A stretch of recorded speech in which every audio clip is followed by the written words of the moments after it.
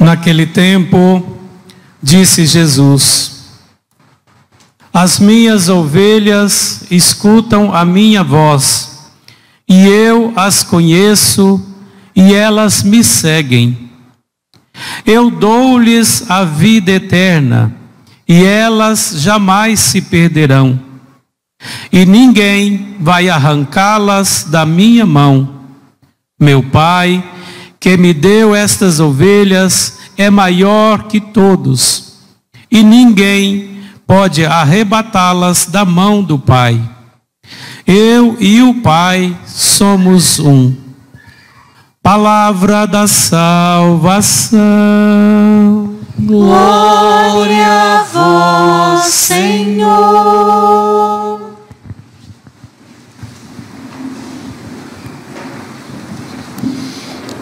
Caríssimos irmãos e irmãs, uma péssima notícia para vocês. Hoje a homilia vai ser curta. Ninguém vai falar, porque hoje de manhã foi mais forte. Né? Porque vai ter um teatro hoje para as mães. Eu não quero deixar que vocês cheguem muito tarde, porque vai que quem não almoçou vai jantar juntos, né? Aquela pernil. Então vamos lá. No Evangelho diz o seguinte: as minhas ovelhas escutam a minha voz, e eu as conheço e elas me conhecem. Algumas ovelhas escutam a voz de Deus, outras não. Por quê?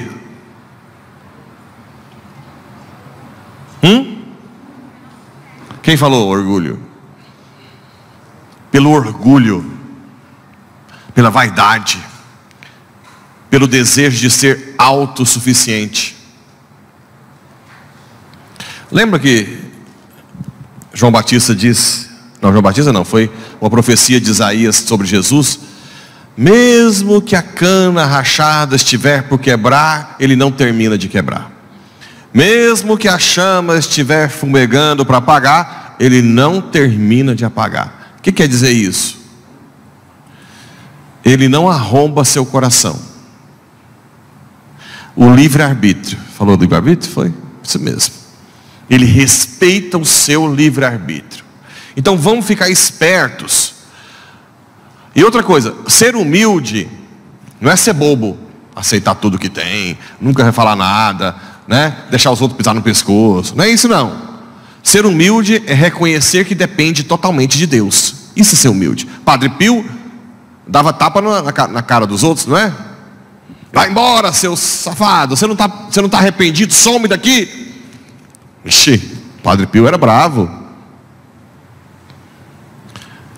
Ele tinha um dom de ver o interior, mas ele era humilde. É humilde, porque ele reconhecia que tudo vinha de Deus, só com um temperamento forte. Então humildade é reconhecer-se dependente totalmente de Deus para fazer o bem, para viver tudo, reconhecer que tudo é um milagre. Imagina o tanto de coisas acontecendo no meu corpo aqui, que eu não controlo. O coração, o cérebro, o sangue, rim, pulmão, fígado, e eu aqui sem nem preocupar. É um milagre. A gente tem que ser grato a Deus, né? Nos Atos dos Apóstolos mostram o contrário. Os judeus que não aceitaram as palavras de Paulo e Barnabé: vão embora. E os judeus naquela época decoravam a Bíblia. Decoravam. Tinha as fitinhas na testa. Decorava tudo. Mas por que não conseguiu reconhecer Jesus? Orgulho. Eu vou dar uma dica muito forte, que até hoje é um problema na igreja. A igreja tem dois problemas sérios. Um são as pessoas liberalistas. Como é que é o nome da palavra? Laxistas. São meio desleixadas, né? Tudo pode. Essa igreja tem poder. Esse é um problema muito grave na igreja. O outro problema grave são as pessoas que estão na igreja, eu não vou falar nem que se convertem, mas que ficam muito preocupados com a vida do outro. Vou dar um exemplo. Eu na homilia, eu falo da lei divina de uma forma genérica para todo mundo. Eu sei que às vezes tem gente que fica ferido mesmo assim, mas eu não falo como indireta para ninguém. Até porque eu atendo centenas por semana quase, sei lá, dezenas de pessoas em confissão, direção. Eu não lembro de ninguém. Quando eu falo aqui, agora, pode ser que alguém ache que eu estou falando para ele. Não, não é. Mas na homilia, eu tento mostrar a verdade para todo mundo. Mas de vez em quando, alguém chega em mim e fala assim: padre, fulano de tal está chifrando a mulher, ele está indo lá na sua missa. E daí, eu não posso fazer nada. Eu não tenho que apontar o dedo para a vida dela. O dia que essa pessoa me procurar pedindo ajuda, eu entro e ajudo. Mas nós não temos que ficar falando: fulano estava lá no puteiro, fulano estava no boteco, estava bêbado, estava lá sei lá o quê, agora está aqui na igreja. E daí? Se está na igreja está ótimo. Concordam ou não? Hã? Então, um problema sério é você preocupar. O que eu sempre digo? Você que está na igreja, que reza sempre, se você vê alguém chifrando, sei lá, em prostituição, e amanhã vir na missa ou na igreja, trata bem, acolhe e não aponta o dedo. Porque só pode entrar na vida dela se ela pedir ajuda. Nem eu que sou padre, não posso chegar: ah, você estava em tal lugar. Ela pode virar para mim e falar assim: o que você tem a ver com isso? Eu não falei com você? Pronto. Entende a diferença? Isso que se chama respeito ao livre-arbítrio. Na homilia, eu falo todos os pecados, sem ser indireta para ninguém. Mas depois eu acolho todos os pecadores, sem jogar indireta para ninguém. Isso é a regra. Viu? Fulana de tal com a roupa que ela veio na missa passada? O que você tem a ver com a roupa dela? O que você tem a ver?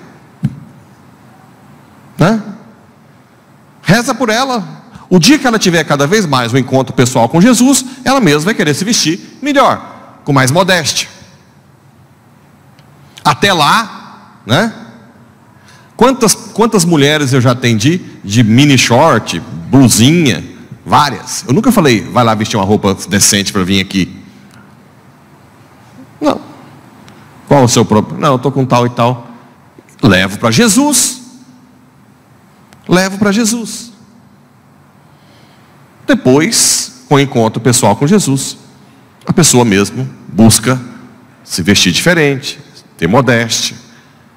Mas primeiro tem que ter um encontro pessoal com Jesus. Então, essa é uma regrinha para ninguém ficar aí depois, né, apontando o dedo, como os judeus faziam aqui com os apóstolos. Eles são isso, né? Some daqui, vocês não seguem a lei de Moisés. Não fiquem falando isso. Vocês que são de igreja, que rezam, chegou uma pessoa na igreja, acolhe e não toca em nada da vida dela até que ela toque para pedir ajuda. Ok? Combinado? Estamos combinados? Pronto. Se isso acontecer, já é a melhor coisa do mundo. Do mundo. Se ela te pedir ajuda, aí se dá o conselho: olha, isso é pecado, isso faz mal para sua alma. Mas se ela te pedir ajuda. A outra coisa, em Apocalipse diz que existiam santos que trajavam vestes brancas e traziam palmas na mão. Então um dos anciãos: esses são os que vieram da grande tribulação, lavaram e alvejaram as suas roupas no sangue do Cordeiro. Como é que nós lavamos as roupas da alma, né? Claro que a roupa que a gente veste é na máquina ou no tanque, né? Ou até no córrego. Hoje quase ninguém vai no córrego mais, né? Ah, se eu contasse quando foi difícil a minha vida. Mas eu não estou falando dessa roupa, estou falando da roupa da alma. Como é que a gente lava a sujeira da alma? Primeiro é o batismo, porque o batismo é aquele que lava, que fica branquinho. Se morrer depois do batizado, você está bem na fita. Zero bala, ok? E depois, confissão e Santa Missa.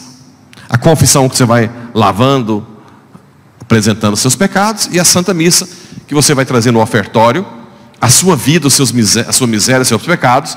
E hoje eu falei mais cedo que a igreja deveria mudar, o povo gritou, não! Falei que na hora da oração eucarística, o mais correto é que o padre fica de costas para você. Por quê? Porque quando eu fico de frente, se dá a impressão que eu falo com vocês, e eu não estou falando com vocês. Quando eu fico de costa, se estiver aqui sim fica certo.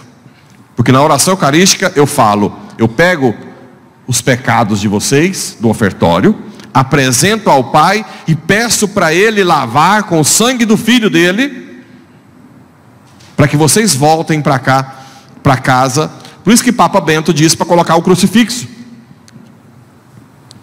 Tem gente que fala assim, por que não põe o crucifixo assim, né? Não, ele tem que ser assim, porque na hora da consagração, eu, ao invés de ficar olhando para vocês, eu olho para cá, porque eu estou falando com o Pai. Mas aqui não é o Pai, é o Filho. E agora? Onde está o Filho, está o Pai. E onde está o Pai e o Filho, está o Espírito. Como é que chama isso? Pericóresis. Ninguém vai esquecer isso nunca mais na vida. A interpenetração da natureza divina. Jesus tem quantas naturezas?